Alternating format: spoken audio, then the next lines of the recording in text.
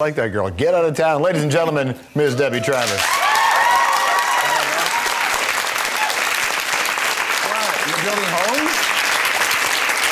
Building homes.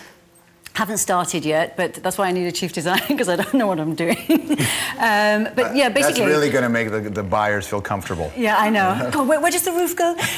So we're going to be kind of really working on smaller projects, like small condos, smaller homes, which I think you need really a bit more thought kind of going into it, really, than the multi-million-dollar home. Well, you can, I mean, you've been doing this for I think you've been doing this longer than the explosion of these shows on television. Well, I think we were the first design show probably in North America, and I remember doing an interview where somebody said, it was a radio, said, oh, this sounds about as interesting as watching paint dry, and then crying all the way through the interview, going, oh, you know.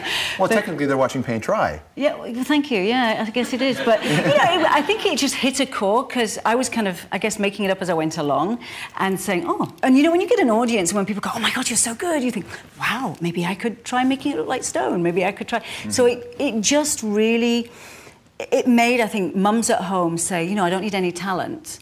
I could just get a sponge, don't do that anymore, but, you know, and a ruler, and I could do Johnny's bedroom on a Saturday afternoon. So it hit a chord. Well, and I think what's interesting is the fact that you don't have any formal design training. You got kicked out of school when you were a kid, right? Yeah, thank you. How old were you?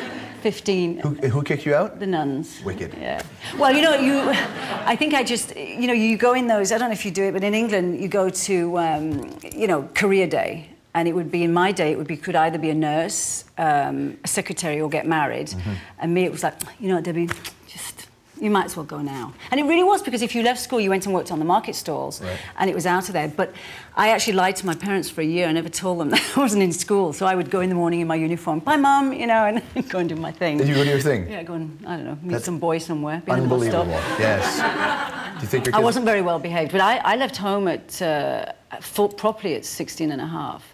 Got the bus to London and did, you know, what everybody does, stood there with a suitcase going, right, where do I go now? And I actually went to there's an area of London called Fulham, which is quite expensive now, but in those days it was really, you know, a bit dodgy. And I remember standing there in the street going, oh, God, it's not that nice. They make a big fuss about this city, you know, and I was in completely the wrong area, you know. I wasn't even in London, I was like an hour outside. God, can't even see a tower block, you know. It's not pretty at all. No. So it was, you know, it was hard days, but I'm from the north of England, and in the north we're, you know, where the Beatles are from and people like that, we're very gutsy. They're farmers or miners. And, you know, we're tough little cookies, and you just make a go of it. But do you think of, like, you've obviously achieved a level of success in your career that a lot of people don't get to have through hard work, through luck, through everything that happens. But how much differently your life would have turned out if you didn't think I could... stayed in school? Yeah. My father still thinks I'm in school.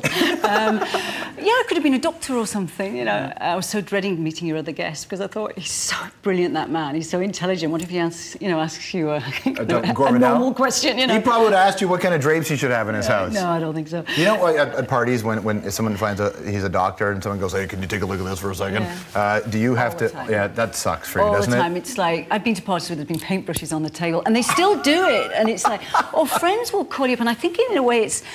Women, and all the girls will know this here, women aren't the best friends to other women working, and the reverse. You know, because if you're working, you're guilty that you're not at home with the kids. If you're at home with the kids, you're guilty you're not working. So we never quite get it right as women. And they will say things, and they'll call me up now saying, Debbie, you know, could you just, not really good friends, but, you know, people who kind of know you, and they say, you couldn't come around and just give me some advice, you know, and you're like, on what? And say, well, I can't use a wallpaper or whatever, and, you know, you work out of your house, do you? And you're like, no, you know, like I'm in the basement, you know, with the cell phone. So I think sometimes you do get those bit cutting remarks, and that's tough. Has it been like, you've built this empire, you and your husband have done this thing. Hey, you're building homes, right? You're building homes, you've got, I mean, you walk into Canadian Tire now, and it's the Debbie Travis store. You know what I did? On Saturday, thank you very much. Somebody said the other day, you should have your picture on the money. You know, don't tell them that. But on the Canadian Tire money? Yeah. You have to get that. This is absolutely true. On Saturday, my sister-in-law has just bought her first home, and she's very nervous. And so I said, I'll come in. So we're wandering around the Tire, getting shower curtains and things like that. And you completely forget it's your stuff. And there was a woman standing by the towels, right? And she's, like a lot of women, completely confused. You know, what do I do? What do I do? And I said, you know what I would do? And she turned round, she looked at me with such, I don't know whether it was fear or, you know, and she ran out of the store. And she just, that's how to sell products, scare them, you know. And she just, and it was like, you know, I think they see the commercials and they see you on the telly and then you're suddenly helping them pick stuff. And it was just, I was there, so I thought, well... What the hell, why not? She's probably regretting it now. Hey, you've been compared to Martha Stewart, but you don't like that comparison? Do you like the comparison? Minus the jail part? You know, yeah, right. Well, I think she started it all off. You know, she did an amazing job. And, I mean, she's huge. I can't compare to her. You know, she really is an empire. But I think she gets a bad rap because of, you know, she's a woman. And we don't like women who are successful. You're a guy, you don't know. And you know, you get to a certain level. I love women who are successful. It's easier on me. Are you kidding me? Yeah. I know more about George than most of you. Hey, do you remember when we first met? Well, we met at the Geminis, right? The last Geminis. And George and I are a bit of talkers, right? So we're backstage, completely forgetting there's like 1,000 people waiting to have their drinks and stuff, sitting out waiting for the awards. And we're talking away. So this guy comes out and says, you've got to hurry up, go. So they threw a mic on. And I'm not a very dressy person. I don't wear a lot of dresses because I'm just more comfortable in pants. So I've got this evening gown on, very, very tight. And no straps. And all right, no straps. I did have a bra on. And I'm standing there. We go out and George goes like this. My whole top came down. Right to pull your top And we're opening the awards. And I'm completely... Oh, no, she made it sound like I pulled her top down. I was pulling her top up. Your top was coming down, and you're like, when we go on stage, can you please pull my top over my breast? And I was like, and I had this moment, I looked at you and I went, yeah. You see, I can do that. all a woman cares about is, do I have a nice, you know, my best undies on, you know, where you don't have your school bra on or something like that with the holes in. So that's all I cared about. But I got to call my mother and say, you will never guess whose breasts I protected today. And it was Debbie Travis. See, my kids just went... You know, so uncool. How could you do that to poor George? I think it was fine. I got through okay. The one thing I've noticed with all these design shows, I watch the design shows, I like them. I'm very big into modern homes. I like, you know, Dwell is my favorite magazine. This is my thing. But what it's done is it seems to have brought the lavish homes, the elegant homes, to people who can never afford them. Oh, and in little ways you can start to add to your house. Well, that's in a way, that's kind of what the new show's about, because the design business is quite snooty, and like I said, I have no qualifications, and I learned it as I go along. And I'll do your house if you want. You know, yeah, take that wall down, it's no problem. But you kind of do learn as you go along. But it's that feeling of going into a really fancy clothes shop. A lot of people are quite intimidated. So I think what these shows have done over the years, and there's, you know, whole channels for these shows, is they've made us all a bit braver. Plus, then there's the DIY. You know, you can do a lot of it yourself. And, you know, anybody, I think, can design, you know, a living room if you buy a $10,000 table. I mean, that's easy, you know.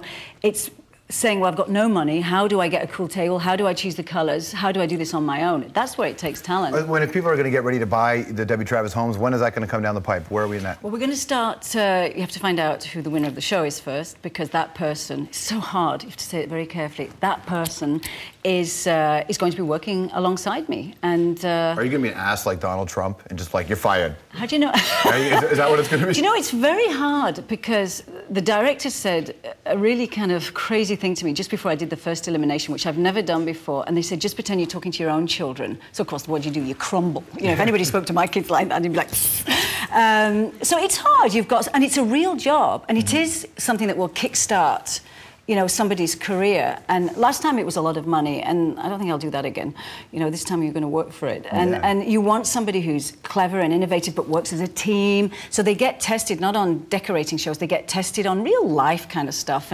But again, they've got their Prada shoes on in the mud, and how do they handle that? And some of them don't. For wearing Prada shoes in the mud. It's good to see you, Debbie. Thank you very much. Debbie Travis, everybody. Lots more to come on the program tonight, including this.